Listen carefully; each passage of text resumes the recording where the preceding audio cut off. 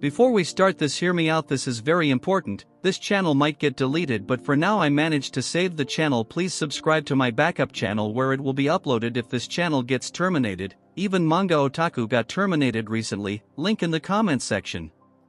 We move on to the stage where our Chad is standing on the arena with the overconfident nobody lying dead on the ground. One loser from the crowd tells Yeon-myeong that he has gone crazy to ask them all to come at him at once. Another ugly rat tells Yeon-myeong that he is getting too arrogant just because he defeated one opponent, he is acting all high and mighty. These retards are dumb enough to tell our chat that Yeon-myeong is not someone special as he is the young family head of a fallen clan, and these ants will show our Chad what real power is. Delusional is the only word I will say. That when a voice grabs the attention of Yeon-myeong as it's the ugly bangs that tells Yeon-myeong that although life and death duels are permitted, the Sichuan assembly is not a brawl for street thugs. Chick should first fix her hair then talk big. She says how this is an official event where representatives of each sect showcase their martial skills. So as the organizers of this year's assembly, they cannot allow Yeon-myeong to ignore the rules and act on his own whims. Just how did this one chapter character survive at least 4 to 5 chapters? Rabbit intervenes telling her that there is no need to be this strict, as he is curious to see how far our bold Yeon-myeong can go, but considering the spirit of the Sichuan assembly, if things were to go south he will step in to stop it. Since she cannot disobey her superiors, she make a face as if she will break her teeth as announces that since the Grand Master allows it she will not say anything. Rabbit tells Yeon-myeong that the Tang family's assassination techies are specialized for large-scale destruction, so a large disorganized attack will only cause confusion.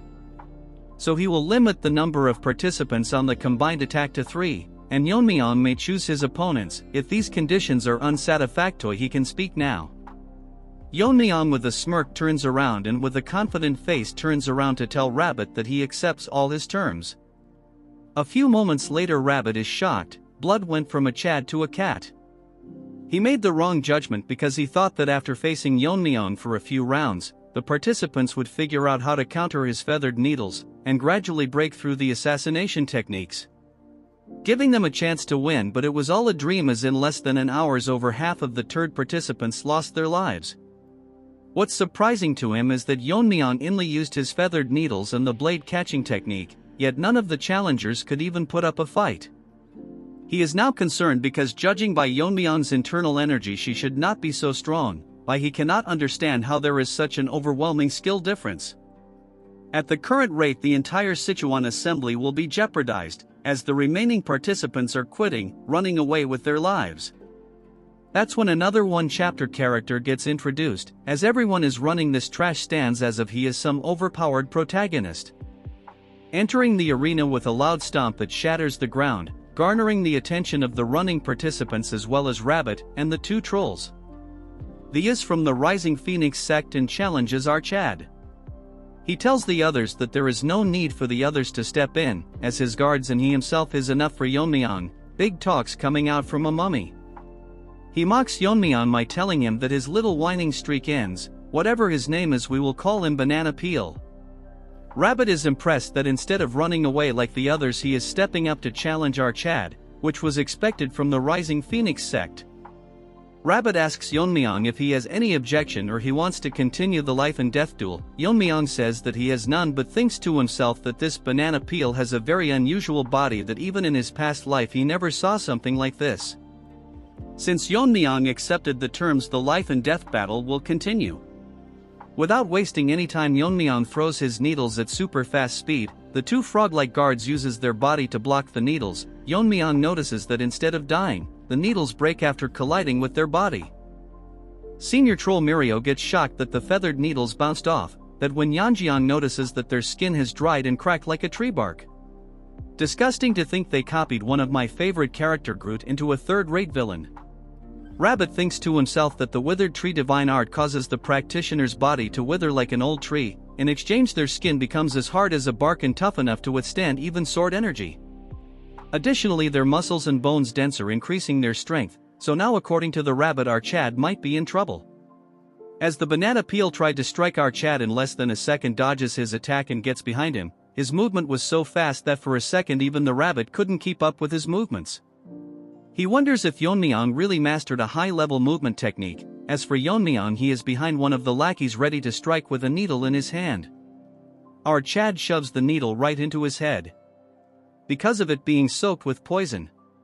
Lackey number 2 gets pissed and charges towards Yeon-myeong, harming his senior brother. Yeon-myeong grabs on his mouth and tells him that he will test if his tongue is as tough as the rest of his body, but unfortunately the trash died. It looked like Yeon-myeong was too rough with his new toys. Yeon-myeong notices that a fist was aimed towards him, but in a millisecond he dodges the attacks, surprising Banana Peel. This time Yeon-myeong uses his internal energy to launch a palm attack. Using internal energy, Yeon-myeong wanted to break his body, but his hand fended off.